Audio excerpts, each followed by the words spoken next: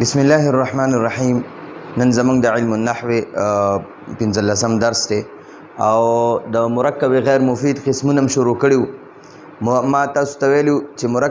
مرکب مفید دی، یو مرکب غیر مفید. مرکب مفید کې خبره پوره وي ځکه ورته مرکب مفید وي، انسان ته فایده ملاويږي. مرکب غیر مفید کې فایده نه وي، یعنی بے فایدې وي. مطلب دا دی چې په عادي کې په مرکب غیر مفید کې خبره نیمګړې وي، ځکه دې ته مرکب غیر مفید وي. ادا مې درته آسان تعریف وکړو، نور تعریف په کتاب کې لیکلی خو ما درته ډېر آسان تعریف وکړو، د ماشومانو غونته تعریف مې وکړو. بیا د مرکب غیر مفید دی کتاب کې د 3 قسمونه لیکلي، حالانکه د مرکب غیر مفید یو ورپس دی مرکب اضافي لیکلی، مرکب بنایی، مرکب منع صرف، مرکب صوتی، مرکب توصیفی، مرکب اشاری، تقریبا 6 جوړیږي داسې. او دی دلته کې صرف 3 لیکلي، نو موږ به د دې 3 تعریف کوو. دا نور په خپل ځای باندې راځي. مرکب غیر مفید کې اول موږ مرکب اضافي وي چې د یو اسم نسبت د بل اسم سره قائم شي، یعنی د یو اسم تعلق بل اسم سره جوړ شي. لکه غلام زیدین، د غلام تعلق هم د زید سره جوړ کو، نو چې د کم اسم تعلق جوړو هغه ته مضاف وي، د کم اسم سره چې تعلق جوړو هغه ته مضاف الیه وي.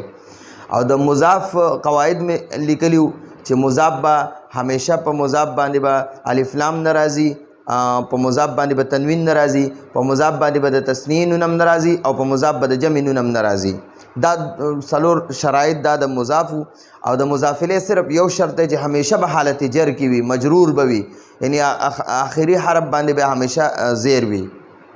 نو دا د مرکب اضافي. اوس وایو مرکب بنایی. مرکب بنایی څه ته وایي؟ نو مرکب بنایی داسې مرکب ته وایي، مرکب بنایی داسې مرکب ته وایي چې 2 اسمونه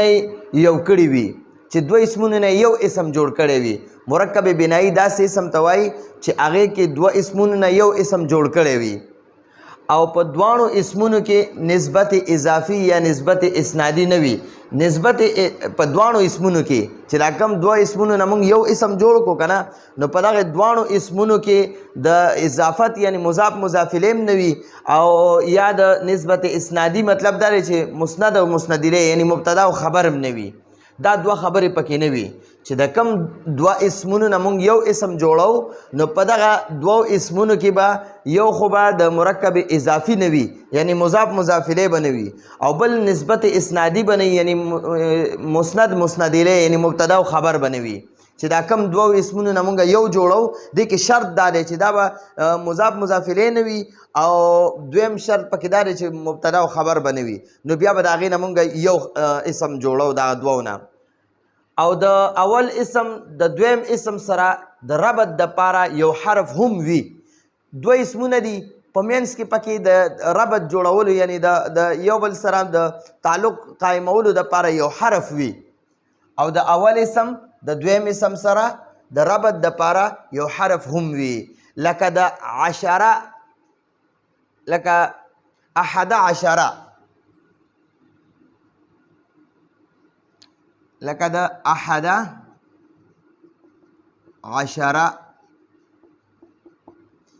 لکه د 11 نه 19 پورې. دا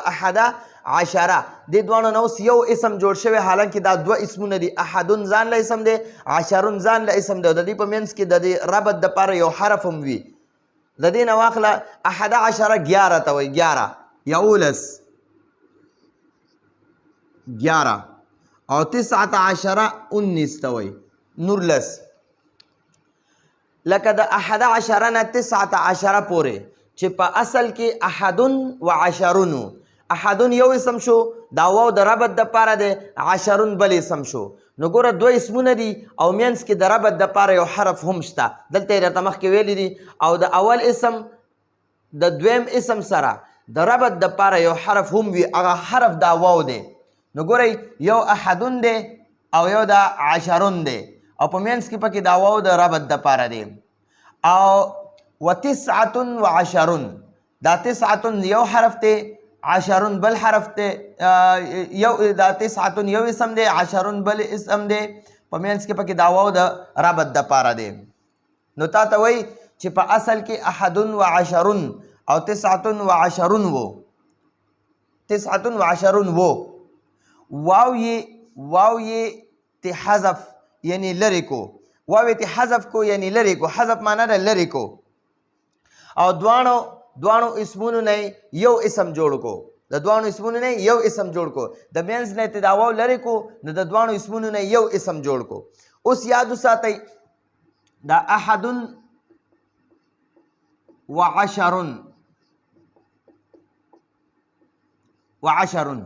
یو اسم دار یو اسم دار د دې په مینس کې د ربط د پاره دا واو دی کله چې دا واو مونږه لرې کو او د دې دوانو اسمونو نه یو جوړو د 11 معنا ده یو او لس او مونږ په خپل پښتو کې کلم داسې نه وایو چې یو او لس دوه او لس درې او لس مونږ هغې ته وایو یولس دولس دیارلس څوارلس نو دا داسې دی 11 معنا ده یو او لس د دې نه به مونږ یولس څنګه جوړو نو د دې لپاره به ګوره د دې نه به دا واو مونږ حذف کو دا واو چې ته حذف کو دا واو ته لرې کو دا واو چې ته کله مونږ لرې کو نو دا واو به دوه تبدیلیانې راولي ځان نه مخکې اسم کیم او ځان نه وروستو اسم کیم دوه تبدیلیانې به راولي دا احدون باندې دو پیش تنوین نه نو د دې نه به دا تنوین ختم کی یو زبر به پې پرېږدي احده به شي او د عشرون دا دو پیش تنوین دی دنه به دام ختم کی دا واو به ځان چې یعنی دا واو چې ختمو نو دا به د مخکې وروستو حرفونو نه دا تنوین ختموي او صرف زبرونه به ورکوي نو 11 نه به څه جوړ شي 11 نو ګوره دی واو ته د مخکې حرف نم د مخکې اسم نه دا تنوین ختم کو او د دې وروستي اسم نه دا تنوین ختم کو نو دا واو هم ختم شو خو ځان نه مخکې وروستو اسم کم تبدیلیانې راوستې نو 11 شو یعنی اوس د 11 معنا شوه 11 دلته د 11 معنا ده یو او لس او دلته د 11 معنا شوه یولس ټیک شو جی ښه جی واو یې ته حذف یعنی لرې کړو دا واو هم ته لرې کو او دوانو اسمونو نه یو اسم جوړ کو نو دا 11 مخکې دوه اسمونه و احدون ځان له اسم و په مینس کې پکې واو د ربط دپاره و 10 ځان له اسم و چې واو هم ته لرې کو مخکې وروستو اسمونو کې اعرابي تبدیلي راوسته اوس د دې دوانو اسمونو نه یو اسم جوړ شو دا اوس یو اسم شو دا 11 دا یو اسم دی او 11 دا دوه اسمونه دي ځکه مینس کې پکې واو د حذف واو د ربط دپاره دی ښه جي بیا وایي د مرکب بنایي دوانو اسمونو باندې همیشه فتحه وي دا 11 نه دی په ده باندې به همیشه فتحه وي په دې احده باندې به فتحه وي په 10 په دې آخري را باندې به فتحه وي د احده په آخري دال به فتحه وي یعنی همیشه به پې فتحه وي او د 10 په آخري را باندې به همیشه فتحه وي دا به درته زه اوس ویم چې دا ولې وي د 12 نه علاوه 12 12 ته وایي 12 د 12 نه علاوه ځکه چې د 12 اوله حصه یعنی اسنا بدلیږي را بدلیږي ٹھیک شو جی دا اسنا بدلیږي را بدلیږي دا اصل کې دی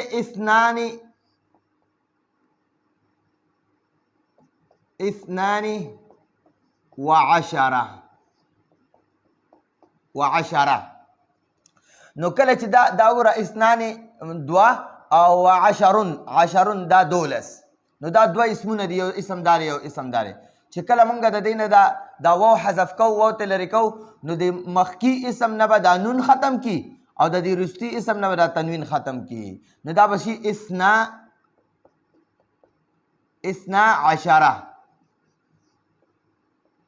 د 12 معنا ده 12 او دا اسنا کې دا اسنا نه ده اسنا د دا اعراب بدلیږي را بدلیږي دا به کله اسنا وي اسنا او کله به دا اسنی شي اسنی دا به کله اسنی شي دا اعراب د عامل د وجې نه د ده نه مخکې به یو داسې حرف لګي چې دا اسنا به اسنی کی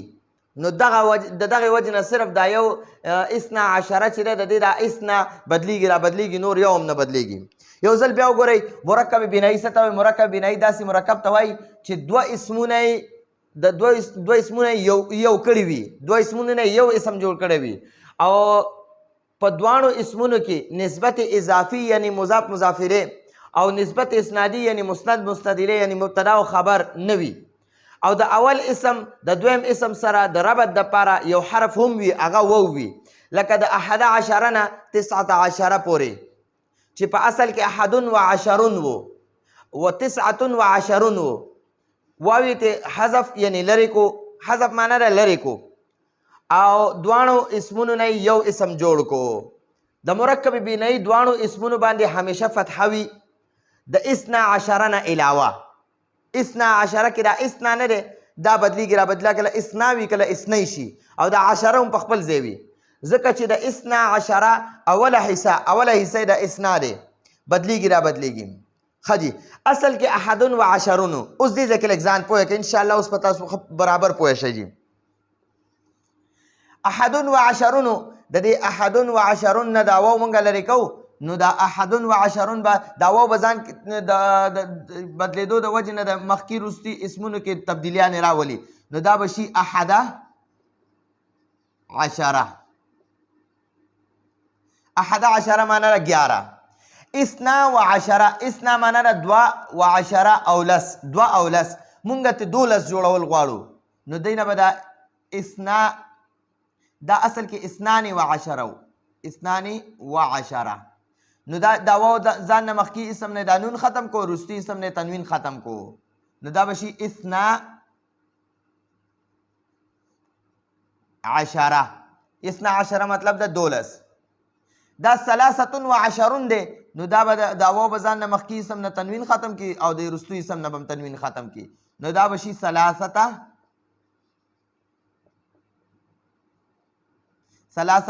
عشره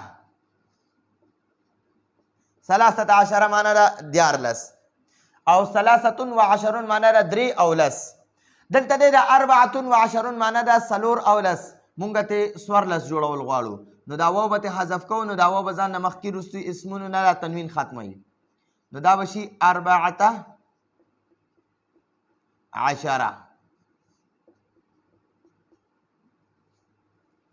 ښه جي دا 25 دی 15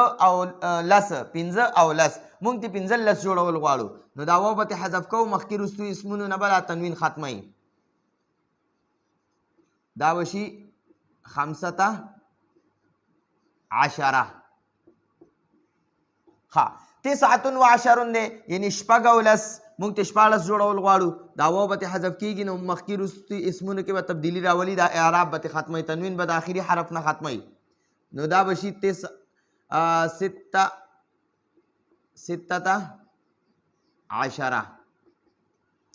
او دا 27 دی یعنی اوو او لس مونږ ته 19 جوړول غواړو نو دا واو به ختمو نو ځان نه به دا واو د آخري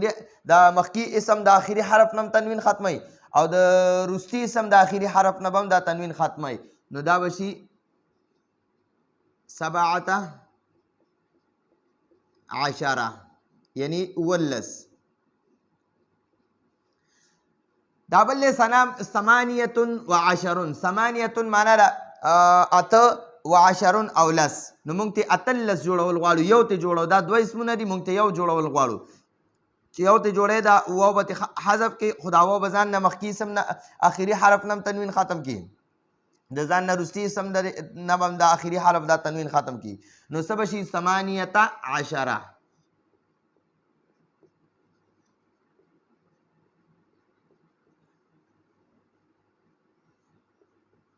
18 او هغه 29 دی نو دا به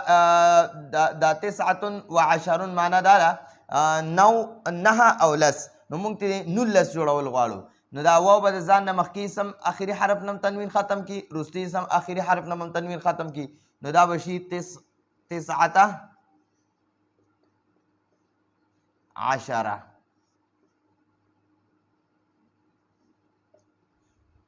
دا به شي 19 نو ګوره یاد وساتئ د 11 نه واخله تر 19 پورې چې کوم دا انسي دي دې ته مرکب بنایي وایي د 11 نه 19 پورې دا مخکې وروستو نه صرف د 11 نه 19 پورې چې دا کمې انسي دي دغې ته مرکب بنایي وایي او بنایي ورته ځکه وایي چې دا جوړې شوي دي بنا معنا ده بنانا یعنی مرکب بنایي معنا ده چې جوړې شوي وي مرکب بنایي مطلب چې دوه اسمونو نه یو اسم جوړ شوی وي او په دواړو اسمونو په منځ کې د ربط دپاره یو حرف وي او اکثر هغه حرف واو وي نو دا واو چې ته لرې کې نو دا ځان نه مخکي اسم نه او رستي اسم د اخري حرفونو نه تنوین ختمی او دا دواړه اسمونه یو شي. نو ګوره دا اوس دا 13 دلته دا 13 چې دی دا ځان له یو اسم او 10 ځان له یو اسم او دلته اوس 13 شو نو دا ټول یو اسم شو. نو دا ګوره دې کې اوس د مینس کې د اسم کې د 13 چې وکنه دا او 10 دا دواړه اوس یو اسم شو. نو چې کوم د اول د 13 دا 13 د اخري حرف وکنه دلته اوس دا په مینس کې راغی نو په مینس کې اعراب نه جاری کیږي او 10 د اخري حرف وګوره په د باندې فتحه ده. نو دا 13 دا ټول اوس یو اسم شو. بره مخکې و 13 دا دوه اسمونه خو 13 اوس دا دواړه اوس یو اسم شو. نو دا ټولو نه مونږ یو اسم جوړ کو او د دې باندې په دواړو طرفونو ته د 13 په دې به همیشه باندې به فتحه وي دې باندې بل څه نشي راتلی. ټیک شو جي. نو دا زمونږ د نن ورځې درس و. راتلونکي درس پورې اجازت غواړو. هذا هو المرام والله اعلم بحقیقت الكلام.